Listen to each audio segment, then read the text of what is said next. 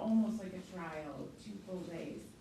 And the attorneys in particular, I want to thank them and congratulate them. They, all three did a fantastic job.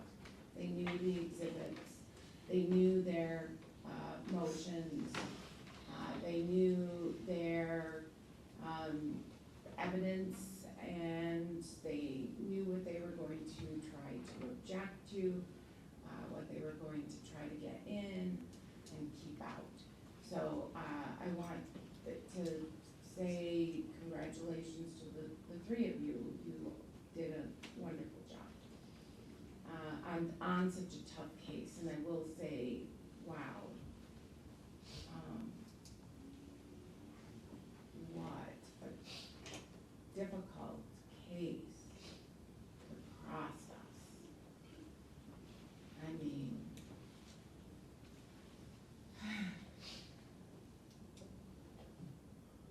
the idea that someone knowingly shoots into a door that has young children and their and not their mother, but young children,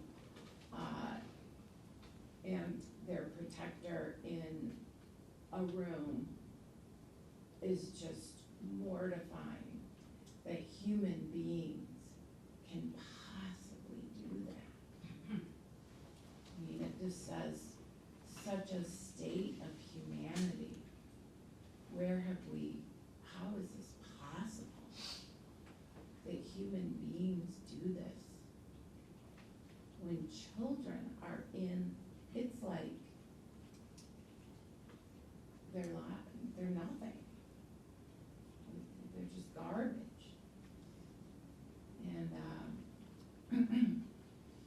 very tough to process for detectives, for both attorneys, prosecutor, defense, for witnesses, for everyone, and I'm sure for everyone even in this courtroom. But I agree with, that being said, the court has heard the testimony of the witnesses, made determinations of their credibility, and from there can make a factual determination of what occurred. And I agree that it hinges really on the armed robbery. And so I want to, the most of the cases really do hinge on that.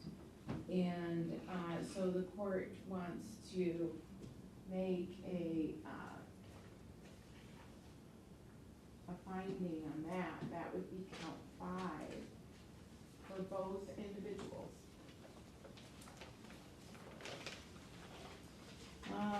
And as it reads, it's alleged that they did, in the course of committing a larceny of firearms and or jewelry and or money, use force of violence against a person present, that being Cameron Williams and Joshua Fondren Jr. in the course of that conduct possessed a firearm, a dangerous weapon. So that's one of the reasons I asked the question to Detective Hall about the number of casings and different kinds of bullets in just the children's room where Corey was, and the 2 children were, and the answer to that was, and this is a low standard of proof, probable cause, the answer to that was that essentially there were 3 different firearms that appeared to be used, and there were at least 9, 10 actual shots into the room where 2 children were. with the door shut. I don't know if the person, or the people, which I finding was the people who shot into that room thought better of themselves that they were doing it with a closed door, or that, I mean, they just didn't care enough that they did it through a closed door. But how the court sees it is that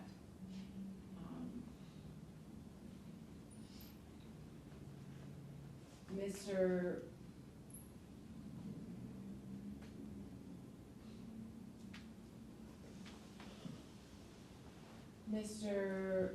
Robinson and Mr. Irvin were both in the hallway, potentially, and shooting.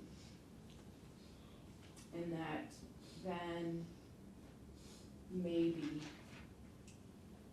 Irvin turned on Robinson, and Robinson ran into the room, the bedroom, with a gun that probably wasn't his, and that's where the court finds the larceny,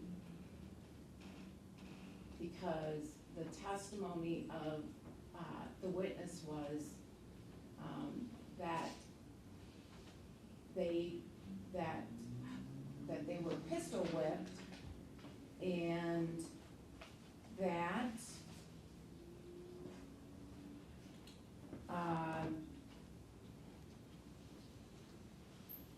they were pistol whipped, and the guns were taken from them, and that in fact, Mr. Kelly testified, it was the guns, they were his guns, and the homeowner's guns, or maybe not owner, but renter guns, and that all of a sudden, these two individuals, Mr. Irvin and Mr. Robinson, took those guns and turned them on them, both on Mr. Fondren, and then ultimately on Mr. Kelly, and of course, Ms. Corey Watts. And so clearly, between the testimony about those guns being taken, the larceny, there's an armed robbery. I mean, they have the guns, and then they take more guns, because there were two guns that were owned by the homeowners, and both of them were turned on. So the court's gonna utilize that as an armed robbery. Plus the testimony about the chain, and the admissions in the kite before and after show that these two defendants were planning a home invasion, planning an armed robbery, planning on taking advantage of Mr. Fondren and Mr. Kelly, because they knew someone in Muskegon. They were now known in Detroit. They needed another venue according to their kite, and they admitted in that letter before and after that they had a plan to rob in Muskegon. And they knew Mr. Fondren, and they hooked up with Mr. Fondren, and they found their location and basically just ended up murdering everyone. At least everyone that is in the charges. So based on that being said, the court finding all elements of an armed robbery. All the other elements are met for Joshua Fondren, clearly open murder. There was a plan ahead of time to go and get new ground in Muskegon and kill and rob, is what these kites say, and what their actions were. And Mr. Fondren was clearly murdered in both either the open murder statutory short form and in the alternative felony murder. They show intent of both of these individuals in the kite, and also in their actions before and after this occurred. Cold-hearted. Cold-hearted. Wow.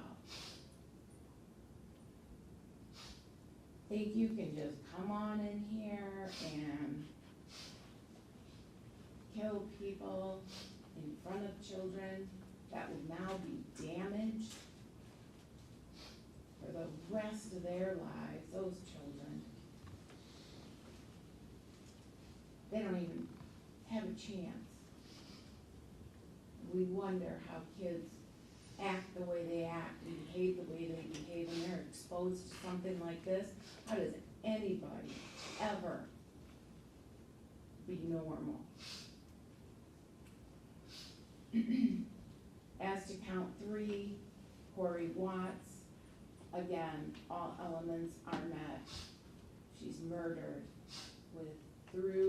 probably through the 13, what could be up to 13 shots, murdered through the door with the defendants, while knowing that she could be in there and children being in there, because they were there for an hour and a half. I mean, they knew what was going on. There was clear intent of the defendants to murder, and they ended up murdering Corey Watts, and it also meets all of the elements of felony murder.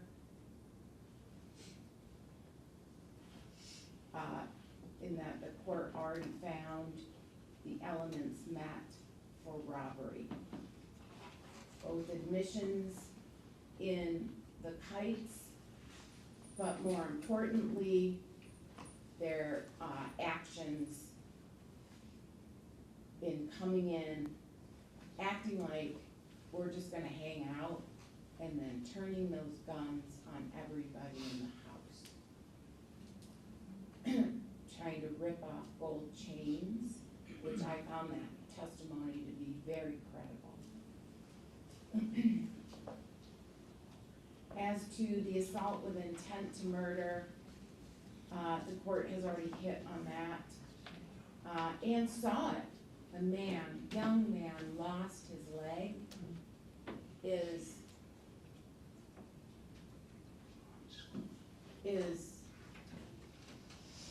now contained in a wheelchair, maybe for the rest of his life.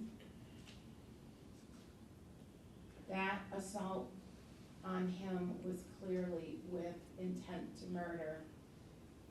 With his description, although he does indicate that one of the individuals was masked, it really doesn't mean that it couldn't be Mr.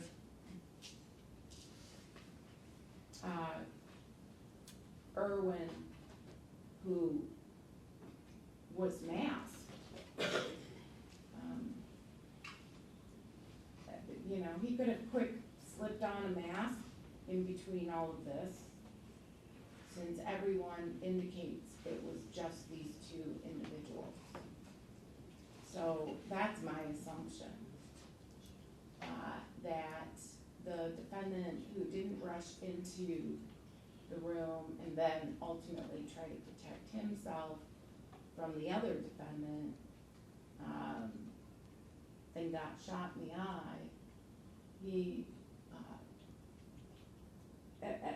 folks are trying to say that there was a masked man. Well, maybe there was, but this court testimony, or received that testimony and interpreted that testimony as indicating that it was likely Mr. Irvin who masked himself and went in there and shot and killed Corey, shot Jalen Kelly, shot one of these two children, but clearly shot at KB and ZP, the two children, to such an extent, 10 to 13 shots, that it can't be anything but with intent to murder. Clearly, it can't be anything but having intent to murder. And Mr. Robinson, I think, shot in there for a while, or for a moment, to some extent, before he ran under the bed with his rifle. And that takes care of count 9, 10, and 11, 12, 13, 14, 15, and 16. They're all possession they're all felony firearms, or possession of a firearm while committing a felony, and the court has covered the ground of felony firearm. The prior convictions were already submitted to the court for felony firearm, and so all of those remaining offenses are covered by the court's finding, and really, I'm just gonna say, by the full argument of the prosecutor. I think she hit all of the correct bullets, and in making the court's decision, it is relying on the argument that was made, the ending argument, closing argument of the prosecutor, in which she hit every element of these last